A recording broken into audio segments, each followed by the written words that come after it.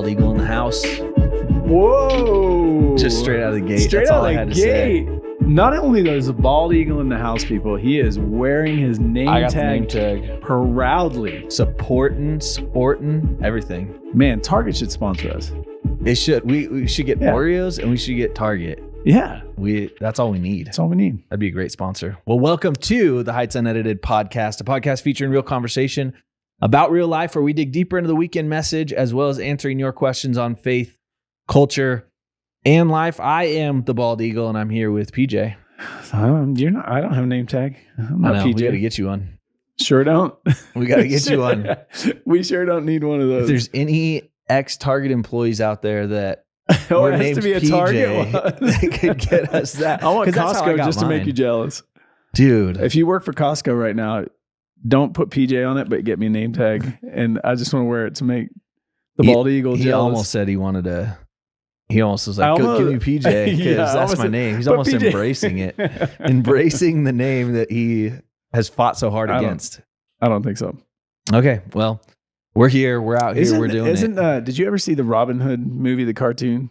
Oh yeah, I love that movie. Isn't that what they called Oh yeah, the whiny king? yeah. Prince John. Prince that's what- John. Yeah.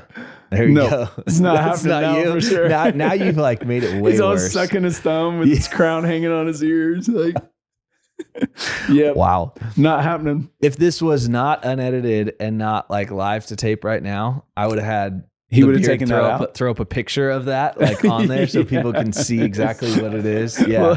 Well, like, it would be perfect. But And there's a whole song about it, if I remember right. there is. Yeah. Yeah. I don't know. It's like flashing in my brain, but I don't want to sing it because if I'm like Yeah, way I off, can you know? kind of hear it, but yeah. yeah. Whatever. But we are thankful for all of our viewers and listeners that stick through all of our ridiculousness that we do here. And if you are one of those viewers and listeners, please rate, review the show. We'd love to read your rating on the show. Nothing less than 5 stars, because unless you don't think we're worth 5 stars, but I think we are. I would give us 5 stars. That's pretty 5-star, I think. Yeah, I think it is too. So do you have any? No, we don't have any this week. There's none? Yeah, if So- we had one, we'd read it right in the spot. But instead, I'm asking people for them since we don't have one. So go ahead and give us one. So next week we don't have to do this segment next time. Yeah, so next time we don't have to we can actually read something get instead of weird saying, with Robin Hood. we would love to have Exactly. 1 week closer. We don't have to second guess our value of are we actually 5 stars or not? Are we 5 star? Yeah. I don't know. I guess not. Just give us 5 stars, enforce that, and we'll read it. If nothing else, smash the thumbs up button. There you go. There So you you go. wanted to say that, haven't you? Smash that button. Like Seriously, hit the thumbs up button. you're good. You're getting good at this It's kind of like podcast thing. it's kind of like propelling the gospel. You hit the thumbs up button. It's just Right? like it. Yeah. Yep, that's perfect. And then the algorithm's like, ooh. John, 1 week closer to football season. How you feeling? I'm good, man. I was actually chatting with Cindy about it. It's gonna be fun to have football back. Well, we got preseason games this last weekend. That was kind of Yeah. Did you watch any of them? No, I didn't actually watch any of them. I watched. Oh, what game was it? What was the first one? Here's the thing. Oh, I know what it was. Browns because of Sanders. Yeah. Oh yeah. So no, we I watched heard part about of that. Sanders all weekend about, Yeah. I saw a meme that was like, the Browns are retaring his jersey because he led one drive that ended in a touchdown in a preseason game that They've they never ended had up that losing. before. Yeah. So good. Yeah, I watched that just out of curiosity of what's he going to be like. Yeah. But No, I didn't. Here's the thing. I'm at a point right now where we're winding down the baseball season and my team is very much in it. And so Ooh. that's my like time, energy, Everything and goes effort to right that. now until football season wait, officially by baseball starts. season, you mean like MLB? Like MLB. Yeah. So the Padres. the Padres are doing very well. And so for Okay. me, I'm like, yeah, if it comes to watching a preseason football game or a Padres game, I'm watching a Padres for game. sure. Right. Once For football sure. season starts, I'm going to be Preseason watching don't that, matter. but preseason doesn't Yeah. matter for me. So I mean, the Steelers won. It doesn't matter. yeah. No, it doesn't matter, but excited for that. Okay, so who's your pick? Or maybe we save that for another week. We'll save that. Let's save that All right. one. Once we get a little closer, but we do have some questions that we are going to hop into. Okay. This first question is a little definition, maybe a little explanation of what this is.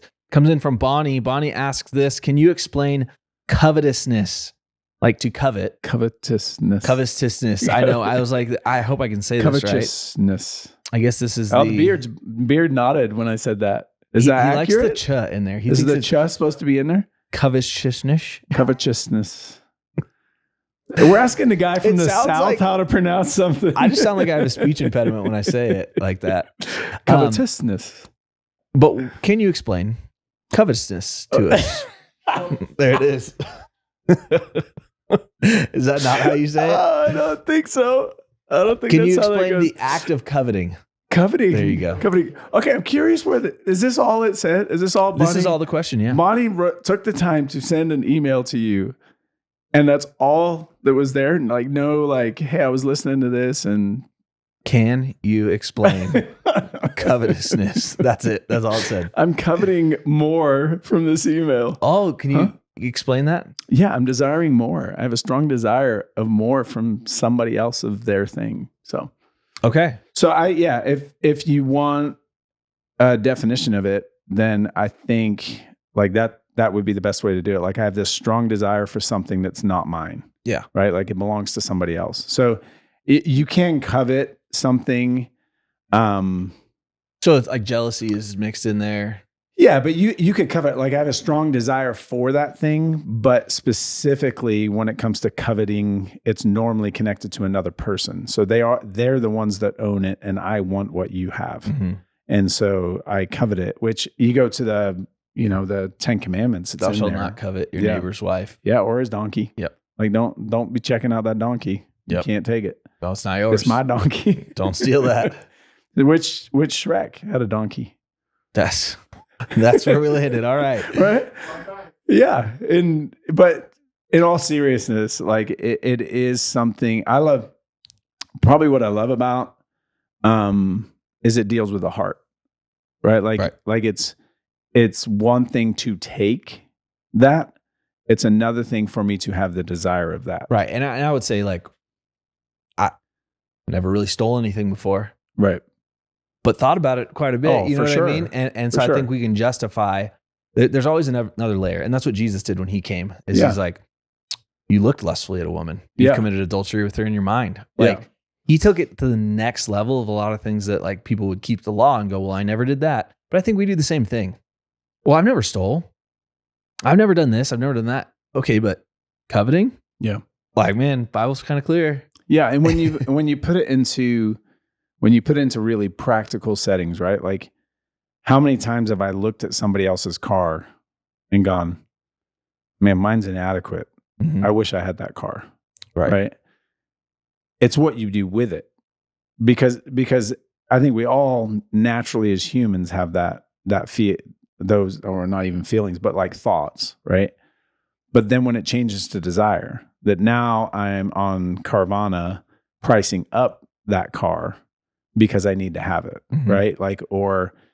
And then I realize I can't, and this is probably the heart of some of this covetousness, is that I can't afford it. Therefore, I'm just going to take it, mm-hmm. right? And so then it becomes by force, or it becomes by, or it just lets bitterness control you because you can't get it. For right? sure. Like, I can't afford that car, so I'm just going to stew in it and focus on it and be bitter about it. Right. Like, Well, and then you go to, the greatest commandments, right? Like love God, love others. It's not possible to love that person when I've got bitterness now because they have something that I wanted, right? Like, or they've got something that, and I just think how many marriages have been destroyed because a person looks at somebody else's wife and intentionally now goes and builds a relationship with that person. Right. And it's all out of a posture and a heart that's to do harm, not good. Right. And so you get back to the greatest commandments and you go, okay, so loving that other person, whenever this enters a relationship, it's going to destroy that relationship. It's not going to allow me to fulfill the law of love. So, yeah. Well, Bonnie, hopefully that answers your question.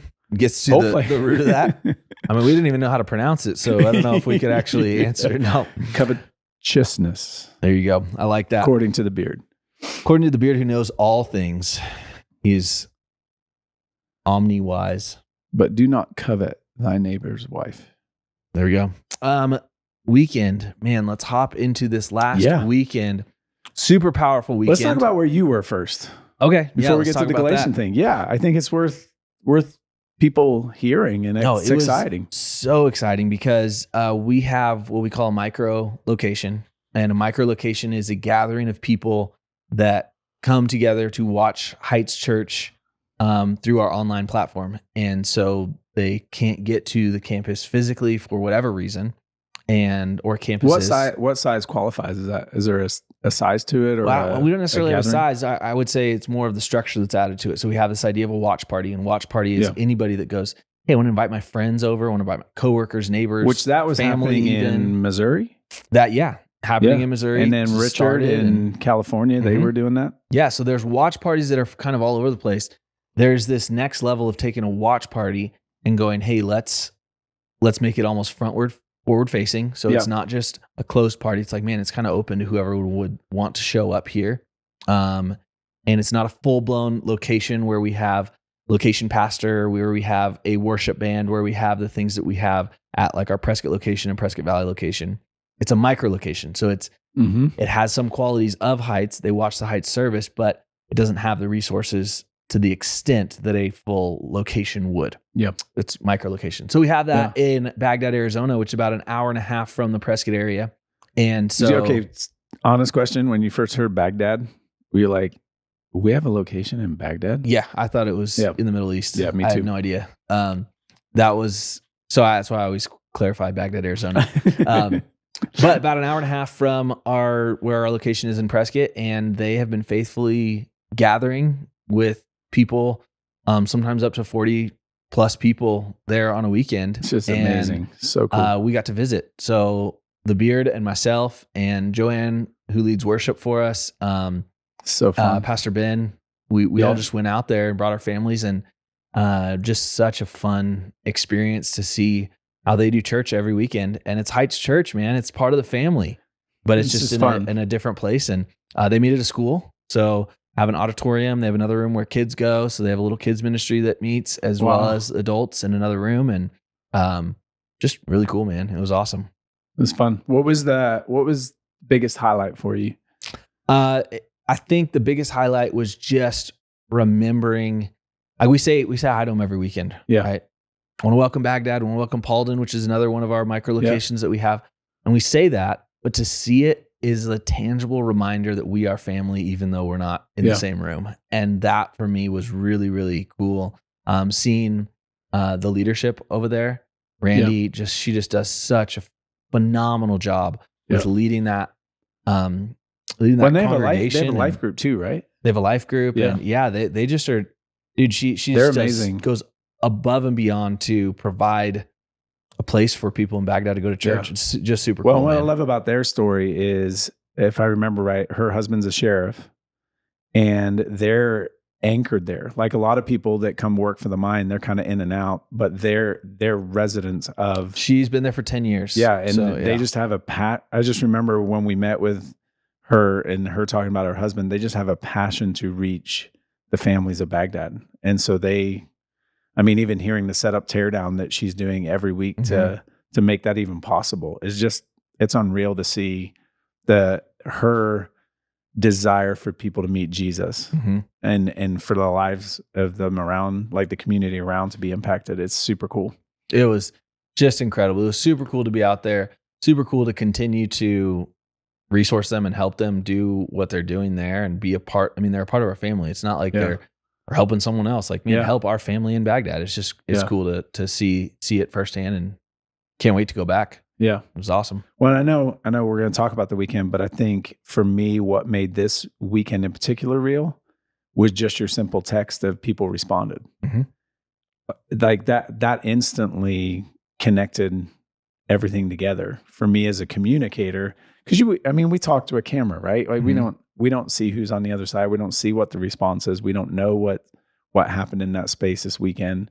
But to actually get feedback was like, it kind of reboosted my desire to connect even more with them. And so, it's awesome. I mean, you at the end of your message, you had asked everyone to stand. and you'd ask people to raise their hand. Yeah. And it was through a screen, and they stood and rose. People raised their hand in response so cool. and surrender. And it was so just cool.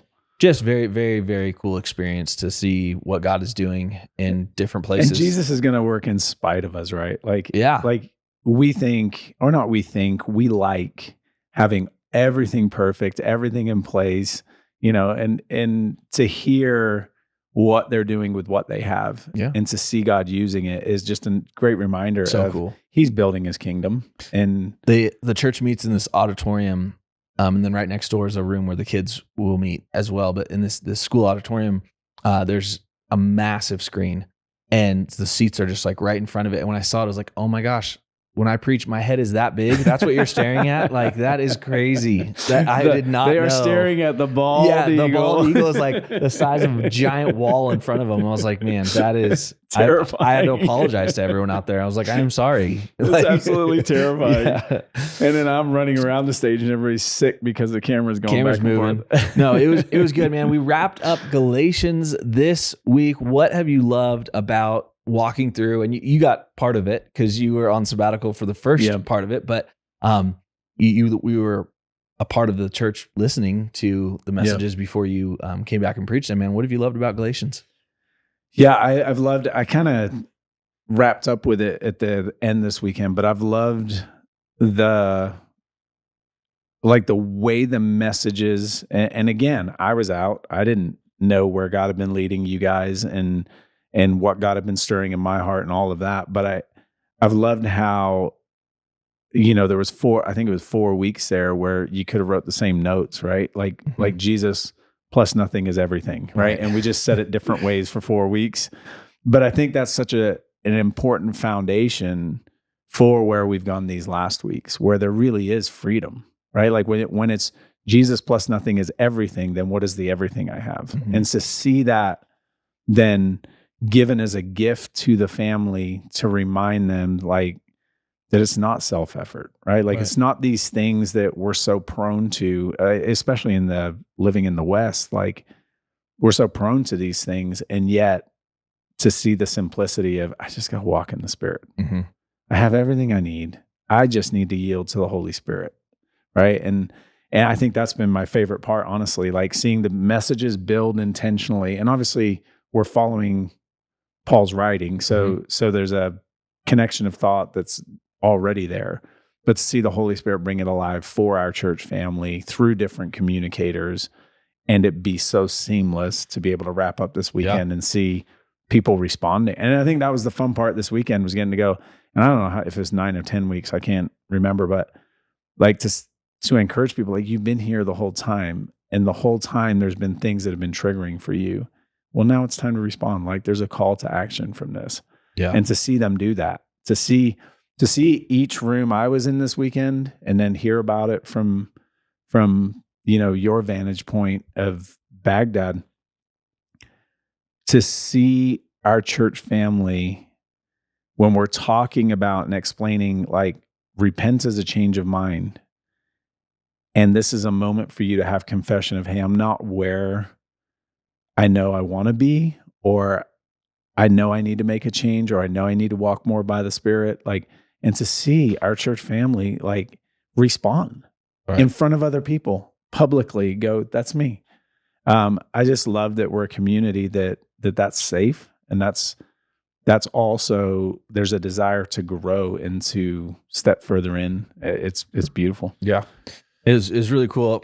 For me, I mean, I've used passages in Galatians to preach from, but in my 15 years of doing ministry, I haven't had a full collection or full walkthrough of Galatians. It's just been really cool to do that and to see, you know, I'm a Bible nerd, and so I love that kind of thing, but just being able to get the full picture and not just pick passages from it was really cool to see that. So that's one of the things I loved. What has I don't know if you felt this way, but like when you read it just at a glance, it's hard. Oh, very It's hard to connect. Like, wait, what are we talking about? Why are we talking about this? Why? And so even that, to see us step in a summer and go, hey, even though this is hard, we're going to do the work, right? And we're going to enjoy the work, to be able to, and then to see, I think that's going back to your original question, to then get to the end and go, oh, this has been seamless. And it's been this journey that's so important for people to actually be free. Right.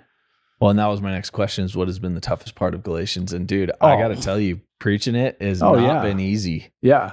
It very stretching and challenging. Well, and I don't know if you felt this. So the first part, obviously you got a lot of understanding the law, and he's referencing the law, and there's cultural stuff happening within the church that you're trying to figure out. And then the back half, he references like circumcision over and over. That's probably the hardest part of it is how many times that word was said. And you're like, how do I preach this? Yeah, well, it's like, how do you preach this? And how do you explain it to a mixed room, right? Yeah. Where you're not being inappropriate for ears that are there, and at the same time being able to transfer that culturally to the church family, the meaning, because it's the same, like we have the same thing. That's just such a non-issue, right? Right. In our culture that it's like, wow, that's a tough bridge. And then you do it once and then it's like, oh, we're going to talk about it. Oh, we're going to talk about it again. And then even this week it's there again. And you're like, okay. Like, yeah, you just kept going. There was one of the passages that I did throughout this collection. I don't know. I think I did 4 or 5 or 4 in this collection. I don't know how many I did, but one of them, the passage said circumcision so many times that I found a different translation of it and used a different translation for that weekend because it didn't say it as many. And I'm like, it's just distracting. Yeah. Like it's just hard. Yeah. So no, definitely. But I think, even understanding the context of what they were doing when it came to requiring circumcision above actually following Jesus, right? They're adding to the gospel. What can we do? We've been talking about it for 10 weeks now. What else? Is there anything else practically that we can do to fight against adding to the gospel?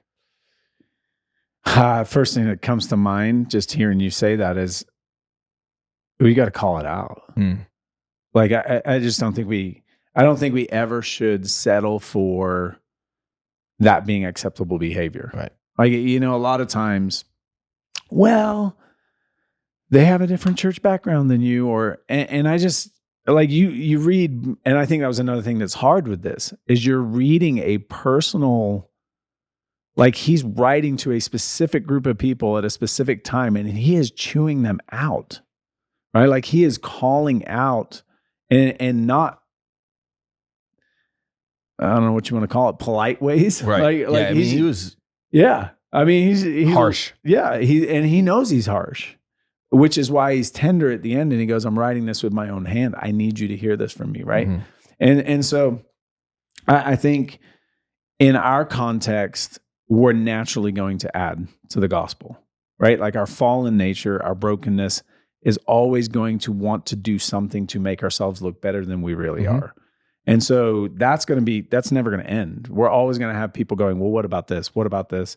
Yep. And I think when I say calling it out, I think there has to be a context you're calling it out in. So I think life groups is a great place for that conversation to go. You come in and you're like, hey, so I'm doing this. And as you're saying it, I'm going, man, it really feels like you're trying to gain something extra here, or you're trying to change your status to be further along in the faith, and that's the space that conversation should happen. Mm-hmm. Like, is that what you mean by this? Is that what you're doing with this? Right. Like, and that's really where community has to be able to go to the real places. And I would just encourage people that listen to this, you got to find community, because if you don't, you're now out here adding stuff and there's nobody to help kind of go, no, that's not the gospel. Wait, right? Like, and we all need that. Yeah. Yeah, I would agree. And I think, being able to have people in your life that are willing to speak that to you is super important, because we do it with everything. Yeah. We do it with everything. If you don't school your kids this way, then you're not a follower of Jesus. If you don't do this, then you're not a follower. It's like, man, why are we adding all these things? That's not what it says. Mm-hmm. It's never said that. We do that. So I think it's important, like you just said, to have people in your life that are going to call those things out. You think about the things over the years that have kind of gone away. Like, I can remember being 5 years old, I think I was. And we would have reading time on Sunday afternoon, dressed in our shirt and tie as little kids, right? Like, because that was the level of legalistic behavior my parents had been under. And as they understood grace, it all changed. But at that moment in life, like, that was what they've been handed. And you're like, I look back and I'm like, I couldn't imagine telling my daughters, hey, you need to put on a dress and you're going to wear that dress for the rest of the day. And there will be no playing, right? If you, the most you're going to do to play is read a book. I just, to think that was somehow being like closer to God, being a better follower of Jesus, like, and somewhere along the way, that just got put into motion and became the norm. And until somebody challenged the norm, it was like, wait, we've added and we didn't even realize, right? And I think that's the danger, that the longer the gospel is somewhere, we just overcomplicate it. I mean, you look at the Old Testament, right? How many laws did they add to create hedges upon hedges so that if you broke that law, you still hadn't broken the law, right? And so there's all these barriers that you could break, but still not break right? And I just think we're prone to that all the time. Like, we want to add to protect, and in the end, we lose the actual gospel. Yeah.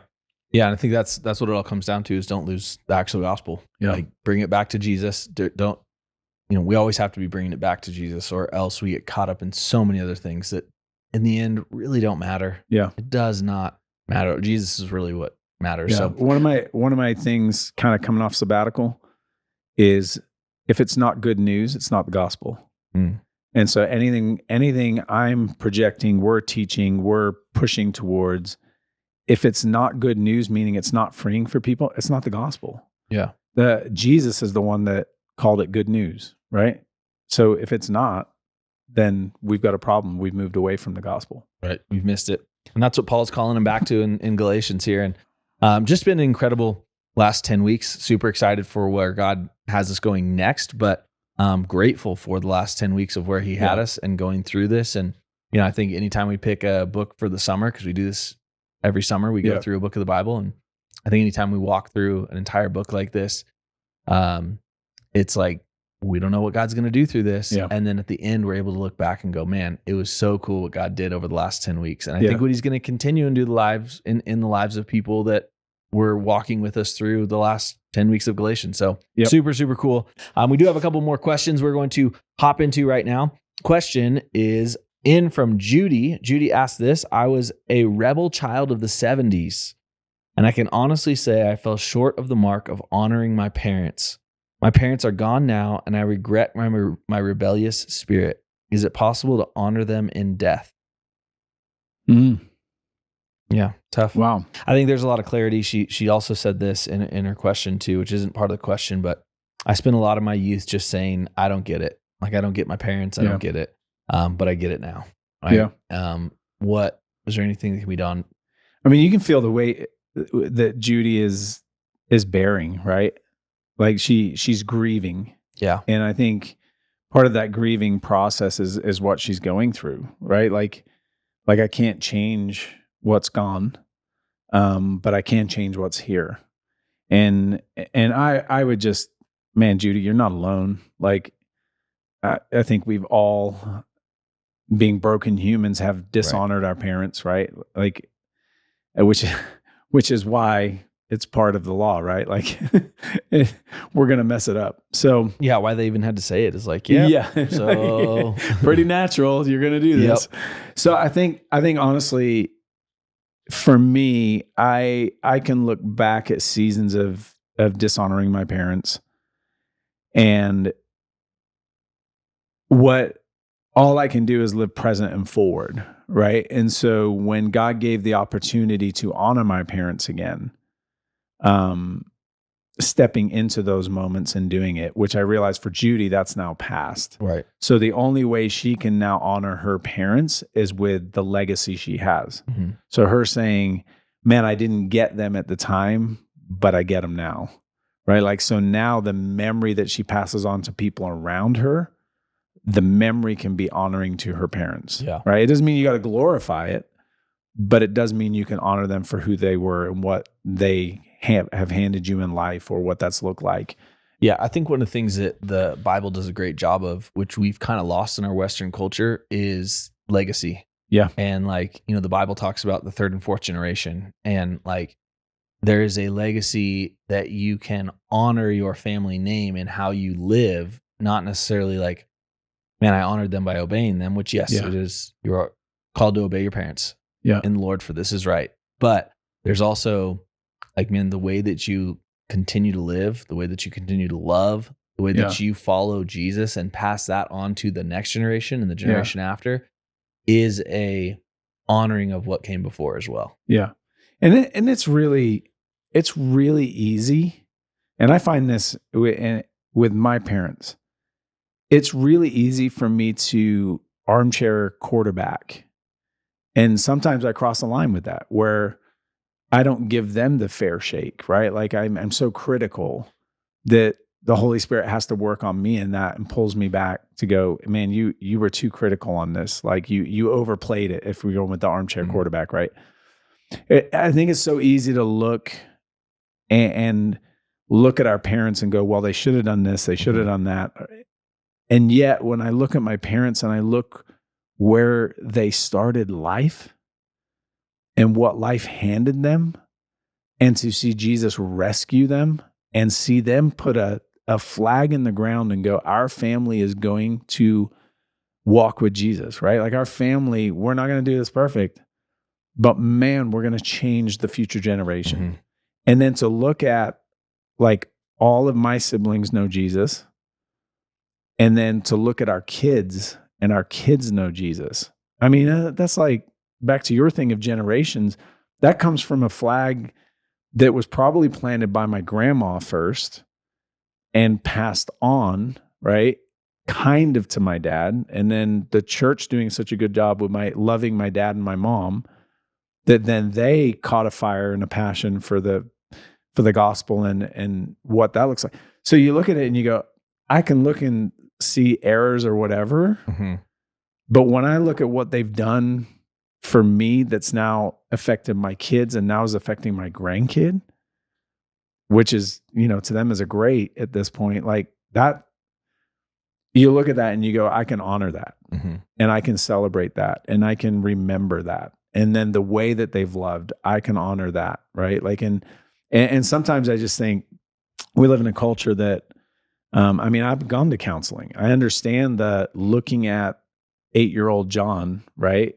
I understand that. And I could tell those stories, but there's also a full picture too. And I think sometimes we narrow in so much on me and now and here. One of the, I would call it an epidemic in our culture, is people, what's the word? I lost the word for it. When you stop communicating, you stop all contact. I forget what the cancel culture is one, but that idea of, I meet so many parents estranged. I meet so many parents in our church who that's their story. Mm-hmm. That, man, our kid's not talking to us, and so a lot of times it's like we don't even know why. Yeah, right. And so I just think there's this question raises a much larger thing happening culturally and I'm kind of in that stage now, like, how do I honor my parents as they're in latter stages of life? How do I honor them while they're here, but also once they're gone? Right. Which, to specifically blatantly answer the question, is I think you can. Is it possible to honor them in death? Yes. Yeah. Yes. Absolutely. I think absolutely. You can. Yeah. And hopefully that answers that for you, Judy. Thank you for writing that question in. Thank you for giving us that question. We do have one more question, but if you have a question, we would love for you to send those in. I've said it the last couple of weeks, we are in need of more questions to answer, and you are the one that can provide those questions. So go ahead and send those in. The show is only as good as the questions you provide. So continue. Let us know what you would like us to answer on the show. unedited@heightschurch.com is how you submit those. Email us that. If you're like, man, I don't have an email. I don't know who doesn't have an email. Is any question off the table? No question is off the table. Go for it. It's Okay. unedited. We can ask. Okay. Are you submitting a question? Is that why you're saying that? I don't know. Maybe. Maybe. Okay. Yeah. We're now not sure if we're answering every question. No, we do have one more that we're going to answer today, though. Comes in from Anonymous. Anonymous says this. I got a question for you. Okay. All right. Does it have to be a religious question? No, it doesn't have to be a religious question. Okay. So I think there's different qualifications. You could submit a football question. Yeah, we did. All of life is spiritual. I get that, right? Right. But does it have to be? And I'm not saying like, I'm just processing. I could see somebody going, okay, it's got to be a biblical question. No, it doesn't have to be a biblical question. Life question. Right? Like, how do I do? I think kind of like the one before. One of the most practical ones that I think we've answered almost a year ago now on this show, which is awesome. Wow. Is the question that someone submitted about Halloween. Do you celebrate it? Do we not? I remember that one. I think that's one of the coolest ones we've had. Yep. Life questions, things that come up. Like, love to answer those. Real tension. Yep, exactly. Yep. So, okay. Real tension question here for you, though. Okay. Anonymous asked this. I have a brother-in-law that we prayed for 42 years. He finally accepted the Lord and was baptized. He seemed changed, but it was short-lived. He has since turned hostile, opposing God and mocking his wife for her beliefs.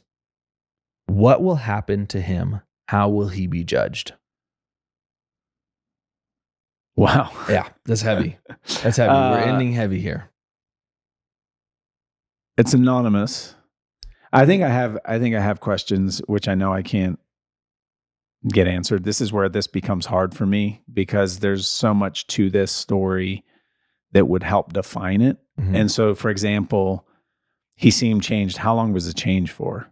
Like, are we talking years of change and then something happened? And then if something happened, what was the something that happened that, like, and so a lot of it is we don't have those details. And so I personally, I don't know how you are going to answer this. I would question if there was ever genuine faith. Mm-hmm. And I would go to the verses where we did all this in your name, right? And the Lord's going, I never knew you. Mm-hmm. So I think there is precedence of people can act very religious and not actually have a genuine encounter with Jesus. Yes. They can go through steps, whether it be because they're appeasing someone else because of something else that's happening.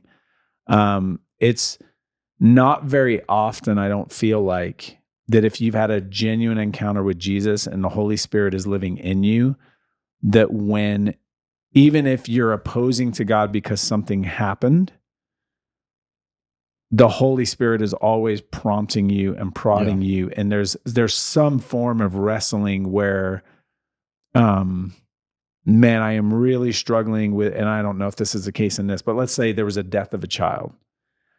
To reconcile a death of a child is one of the hardest things a human will ever do. So to be angry at God and speak out of anger is one thing.